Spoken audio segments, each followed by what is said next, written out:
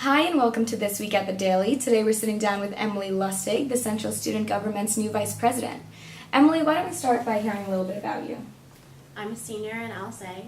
I'm studying BCN, and I have a minor in epistemology and the philosophy of science. Very cool. So how did you get involved with CSG in the first place? So as a freshman, I really wanted to get involved in CSG. I've done Central Student Government the last 3 years I've been here.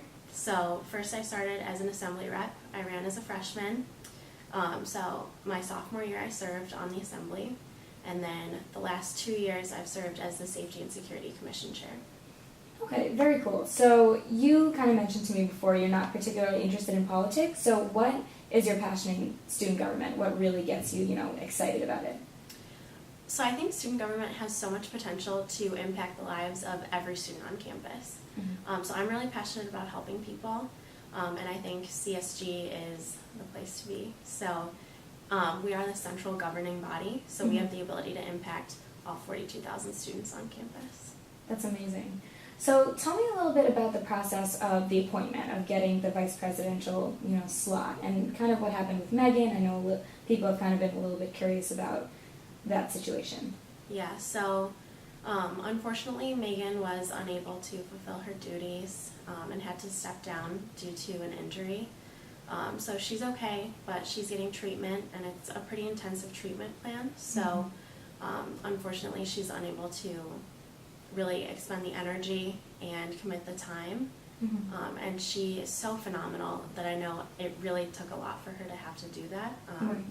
But everyone who knows her is proud of her still. So she did what she needed to do, and then from there she and Bobby both reached out and contacted me after sitting down together, and I think really vetting and going through a plethora of other students from all ranges all over campus to see who would be a good fit leadership wise, who gets along with Bobby, and who really would be able to step into the role knowing and really having that CSG experience, knowing how it works and the different branches, as well as knowing administrators and having a good relationship there.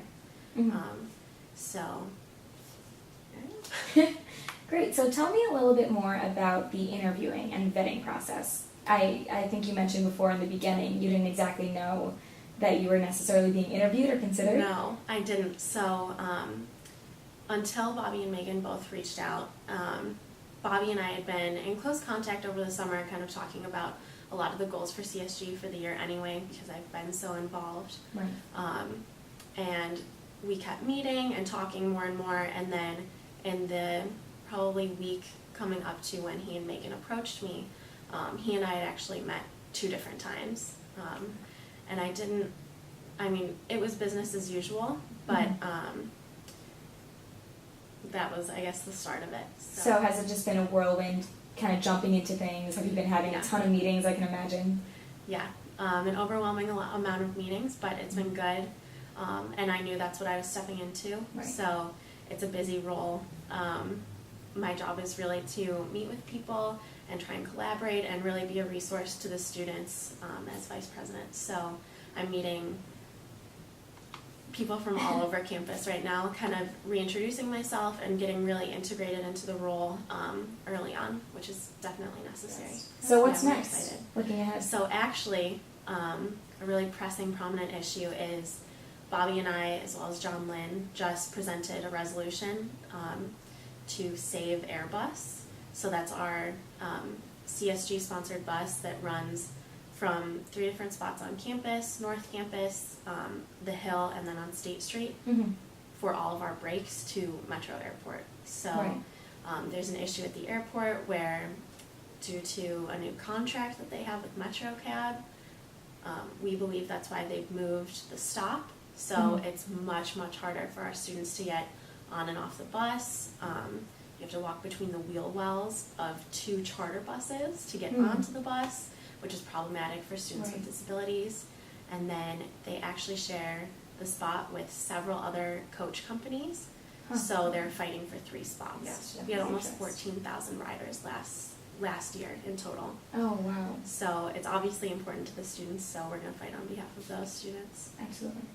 So tell us a little bit about some arts initiatives. You mentioned that to me before. How is that going to impact this year for students? What we're working to do is actually, our goal is to get every student a free ticket per year to go to an arts event. So whether that's a concert or a performance, some kind of an artist showing or exhibit, we'd like to get that going.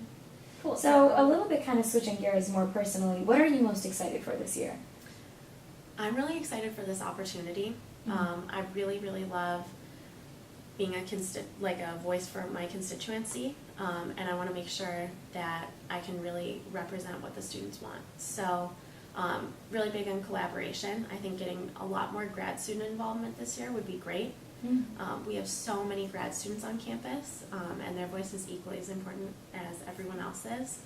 So really reaching out to them and kind of tapping their resources, seeing how we can help them and getting them more involved in central student government, as well as safety. So based on my past in CSG and also what I do at Beyond the Diag with safety, one thing I'd really like to do, and I'm working on right now with the current safety chair, is improving off-campus lighting.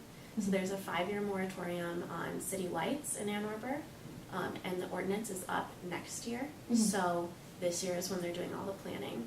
So we're kind of marking down all the areas that are really dark, that a lot of students have complained about, saying that either they don't feel safe, or they've seen crimes in the area, or they've been a victim of crime, and just putting an extra light out there I don't think is too crazy. So that's something that the current chair and I are also going to be working on, is getting actually the city officials walking through those areas at night, because that's how you can really convince them we need more lighting here. Absolutely.